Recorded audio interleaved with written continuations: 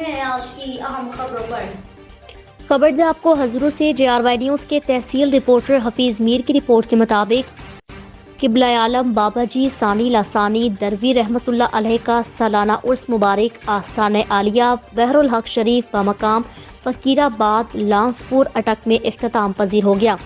عرس مبارک کی 3 روزہ روح پرور تقریبات شہنشاہ ولایت ولی کامل صاحبزادہ حافظ پیر محمد عبدالحق برکاتہ علیہ کی زیر صدارت آستانہ عالیہ بحر الحق شریف میں انعقاد پذیر ہوئی۔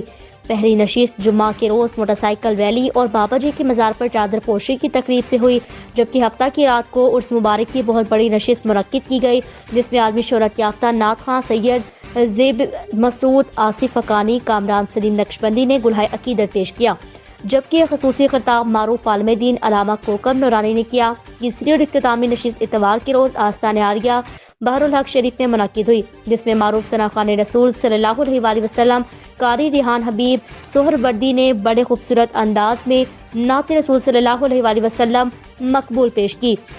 خصوصی خطاب پیر سید مظفر حسین شاہ خطیب اعظم کراچی نے کیا، جس میں انہوں نے کہا کہ دین کی اصل شریعت ہے، جو شریعت کا پابند ہوگا وہی ولی کامل ہے۔ خواجہ حافظ پیر محمد عبدالحق برکاتہ علیہ شریعت و طریقت کے شہنشاہ ہیں، جن کے چہرے کی زیارت سے اللہ یاد آتا ہے کہ یہ وہ نیک ہستیاں ہیں جن کے آستانوں سے شریعت و طریقت کا درس ملتا ہے، جہاں محبتیں لٹائی جاتی ہیں اور خیر بانٹی جاتی ہے۔ انہوں نے کہا کہ ایمان، خوف اور امید کے مجموعے کا نام ہے، جتنا ایمان مضبوط ہوگا اتنا ہی انسان اللہ سے ڈرے گا۔ اللہ تعالیٰ ولی کامل بابا جی کو صحت کاملہ نصیب فرمائے۔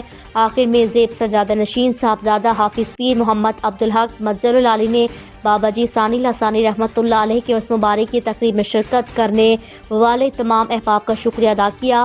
علاوہ ازیں عرس مبارک کی ان 3 روزہ تقریبات میں ملک بھر اور دنیا بھر سے ہزاروں افراد نے شرکت کی۔ تمام احباب کے لیے لنگر کے وسیع انتظامات کیے گئے تھے۔ بابا جی کے خادم خاص لالا دل نواز شانی بھائی اور مانی بھائی عرس مبارک کی 3 روزہ تقریبات کی خوب نگرانی کرتے رہے۔ فی الوقت کے لیے اتنا ہی۔ مزید تفصیلات کے لیے دیکھتے رہیں JRY نیوز اور رہیں ہر خبر سے باخبر۔